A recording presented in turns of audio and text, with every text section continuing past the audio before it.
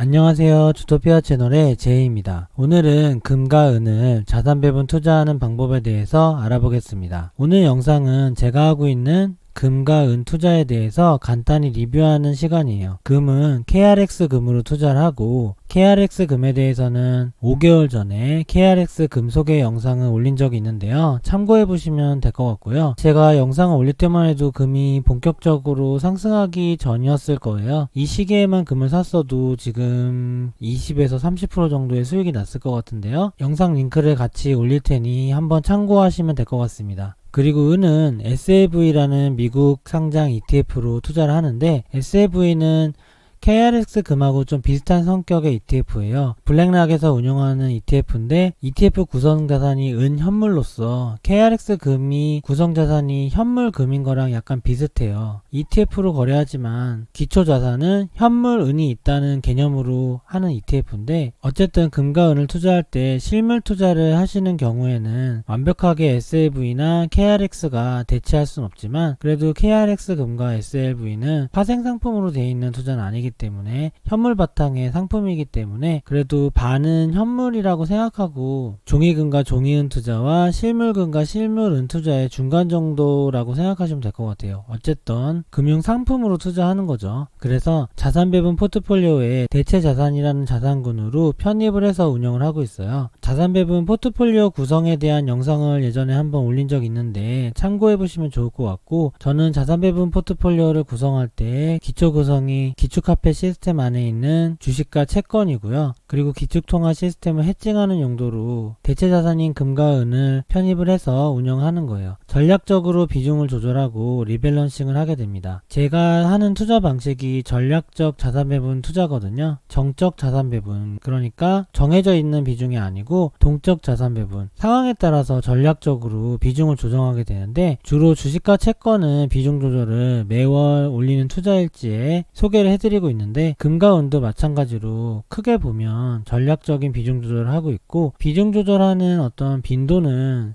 주식과 채권보다 훨씬 적지만 큰 흐름에서는 비중을 조정한다고 볼 수 있어요. 이번 영상은 제가 하고 있는 지극히 개인적인 투자 방법을 간단히 소개하는 거니까 그냥 가볍게 참고 영상으로 보시면 될 것 같습니다. 투자하실 때는 각자의 투자 스타일에 맞는 투자 방법으로 금은 투자를 하면 될 것 같아요. 먼저 제가 하고 있는 금과 은 자산 배분 투자의 성과를 알아볼게요. KRX 금은 이게 투자한 지 1년 조금 넘은 수익률인데 적립식으로 투자한 거고 매월 리밸런싱을 한 거고요. 투자 수익률은 뭐 한 40% 정도 난 것 같아요. 적립식 수익률이죠. 그리고 매월 리밸런싱 하면서 매수하거나 매도하기 때문에 물량이 무조건 매수하는 건 아니고 매도하면서 이익 실현도 하면서 쌓아온 금의 양이고요. 1000만원 정도가 현재 있네요. 여기에 올려진 KRX 금은 제가 하고 있는 투자 포트폴리오에서 장기 투자 포트폴리오라는 포트폴리오가 있는데요. 이 포트폴리오는 국내 ETF, 해외 ETF, KRX 금과 SLV 은 플러스 개인연금으로 되어 있어요. 총 9천만원 정도 이상이 되고, 저는 현재 금과 은 비중이 15%를 유지하고 있기 때문에 보시다시피 금은 1000만원 정도, 은은 300만원 정도 가지고 있는 것 같아요. 그리고 은은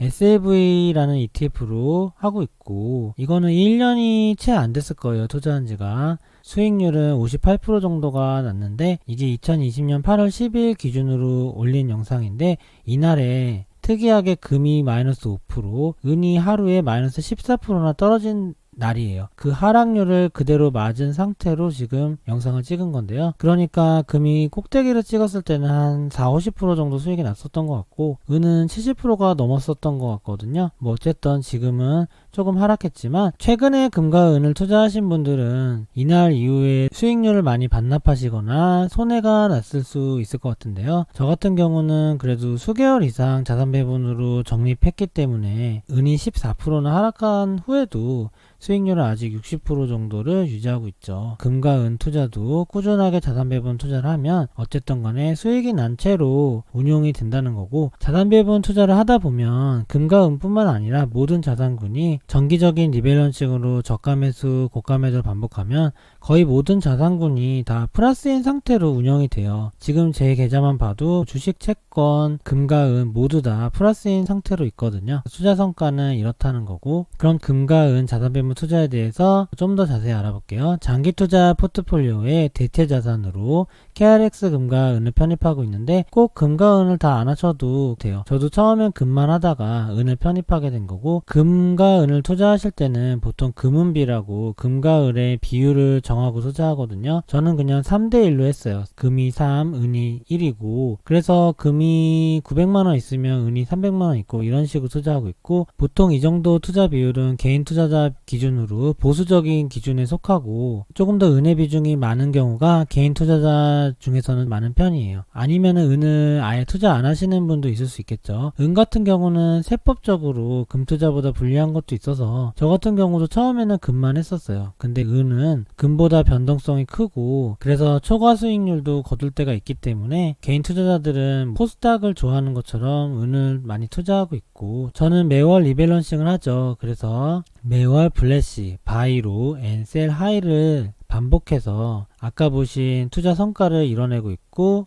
수익 실현도 하면서 투자를 하는 거죠. 금이 떨어졌을 때는 아무래도 비중상 더 사게 되겠죠. 그리고 금값이 많이 오르면 금을 더 사는 게 아니고 금을 또 팔아서 이익 실현하죠. 그런 게 반복이 되는 거예요. 현재는 총 자산 대비 금의 비중은 전략적으로 조정을 하는데, 현재 비중은 좀 강화된 비중으로 15%를 유지하고 있고 곧 비중을 조금 낮출 수도 있는 상황이에요. 그럼 마지막으로 금과 은의 전략적 자산 배분에 대해서 간단하게 알아보면, 제가 하는 동적 자산 배분 투자의 전략적인 판단은 기본적으로 하나의 나침반, 미국의 기준금리라는 하나의 나침반만 따라서 투자를 하고 있어요. 그래서 저는 주식과 채권 비중도 미국의 기준금리의 위치와 방향에 따라서 조정을 하고요. 매번 FOMC 영상을 리뷰하면서 위험자산과 안전자산의 포지션을 정하고 영상도 매번 올리고 있는데요. 이번에도 FOMC 영상을 올렸었죠. 마찬가지로 금과 은도 같은 기준에서 자산 배분을 하게 되는데, 주식과 채권보다는 약간 심플하게 하고 있어요. 미국의 기준금리로 투자를 판단할 때는 1차원적으로 금리가 오른다 내린다 이것만 보면 안 되고 2차원적인 판단을 해야 돼요. 그 2차원적인 판단을 도와주는 모형이 코스톨러니 달걀 모형인데요. 먼저 이 모형에 대해서 간단히 설명드리면, 여기 세로축이 금리예요. 기준금리. 기준금리 여기는 저점일 거고요. 맨 위는 기준금리 고점인 거예요. 그리고 이 동그라미가 시계 방향으로 시간이 흘러가는 거고, 예시를 들어드리면 좀 더 이해가 쉬우실 텐데, 작년 초에 2019년 초에 금리가 고점이었는데 미 연준이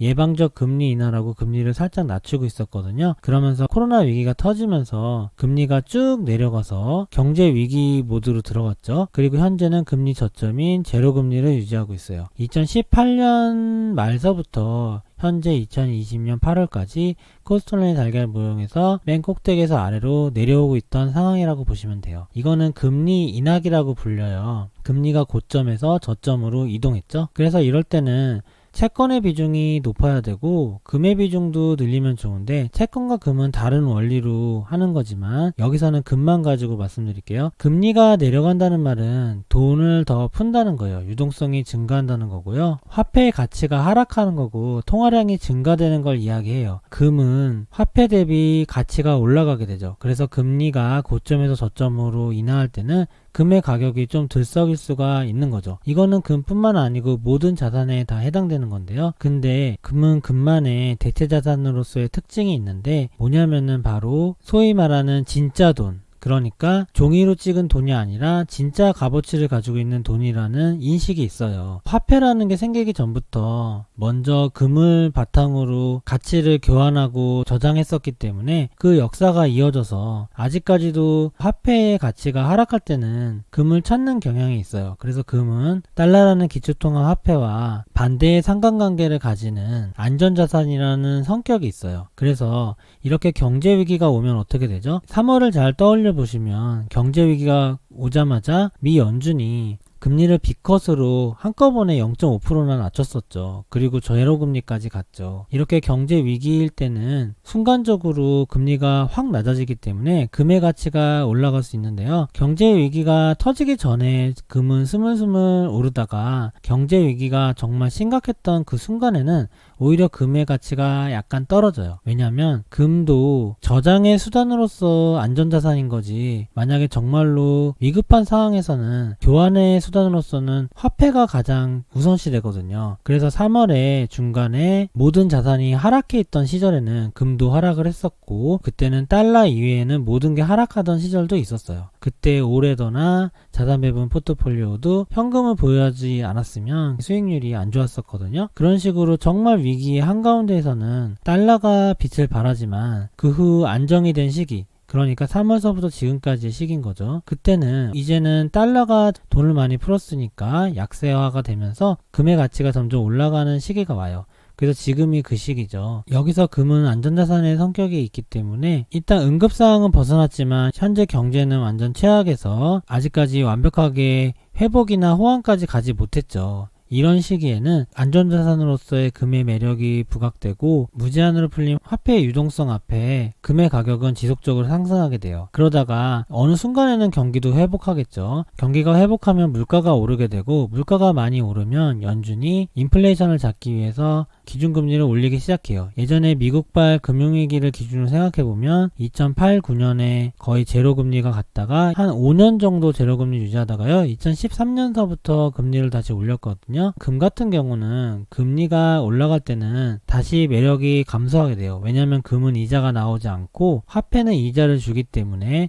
그리고 금리 인상기라는 말은 풀린 화폐를 회수한다는 말이고 유동성이 회수되는 시기이기 때문에 금의 가치는 떨어지고 화폐의 가치가 오르게 돼요. 그래서 그때는 금이 추세적으로 하락을 하게 되죠. 그래서 이번에 금이 전고점을 뚫고 온스당 2,000불을 넘었지만 기존의 금융위기 이후 최고점에서 거의 8년 정도 하락한 상황을 유지하다가 겨우 8년 만에 본전이 된 거예요. 그러니까 금 같은 경우도 무조건 안전한 게 아니고 잠못 투자하면 8년 동안 물릴 수가 있는 거죠. 은도 마찬가지예요. 은은 금보다 조금 더 빨리 떨어지는데, 금과 은은 거의 비슷하면서 다른 게 있는데, 신용화폐를 해칭하는 대체자산으로서는 금과 은의 역할이 같지만 금은 좀 더 안전자산적인 역할을 하고요, 은은 좀 더 위험자산적인 역할을 하고 좀 더 원자재의 성격을 띄어요. 그래서 경기가 본격 회복하기 전에 원자재 값이 들썩일 때가 은이 금을 따라잡으면서 가장 가파르게 오르던 시기가 오고요. 금리 인상이 예상되는 시점쯤에는 금과 은이 같이 다 추세적으로 하락하게 되고, 은은 특히나 더 급격하게 하락하게 되죠. 금과 은은 디테일한 거는 나중에 추가 영상에서 한번 다뤄보도록 하고, 어쨌든 금리 인상기에는 금 비중을 낮추는 게 좋아요. 그래서 저 같은 경우는 정상 금 비중을 10%라고 생각하고 포트폴리오를 꾸린 거거든요. 근데 금리 고점에서 저점으로 오는 시기였기 때문에 비중을 12%까지 늘렸다가 이때쯤엔 15%까지 늘려서 금과 은 비중을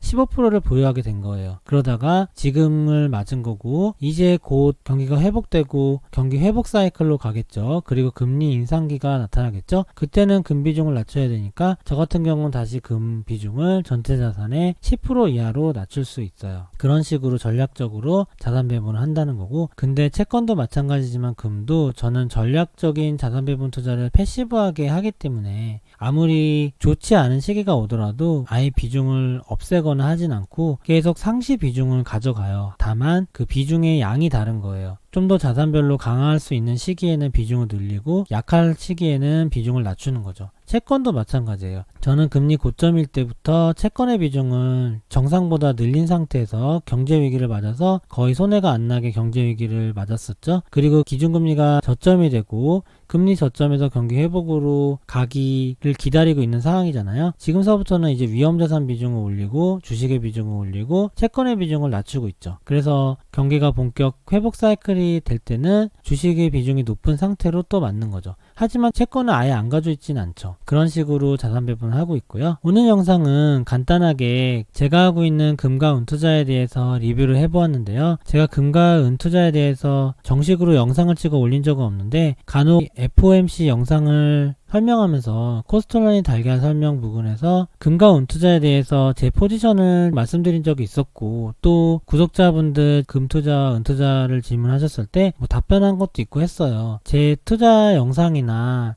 답변을 유심히 보신 구독자분들은 실제로 금과 은 투자도 하고 계시고 하더라고요. 근데 제가 뭐 따로 말씀드린 적이 없었기 때문에 이번에 정리하는 차원에서 한번 영상을 찍어 올린 거고요. 금과 은 투자에 대해서는 좀 더 디테일하게 스터디할 것도 많을 텐데 차후에 시간이 될 때마다 차근차근 다뤄보도록 하겠습니다. 그럼 오늘 영상은 여기서 마치도록 하겠습니다. 좋아요와 구독 부탁드립니다. 감사합니다.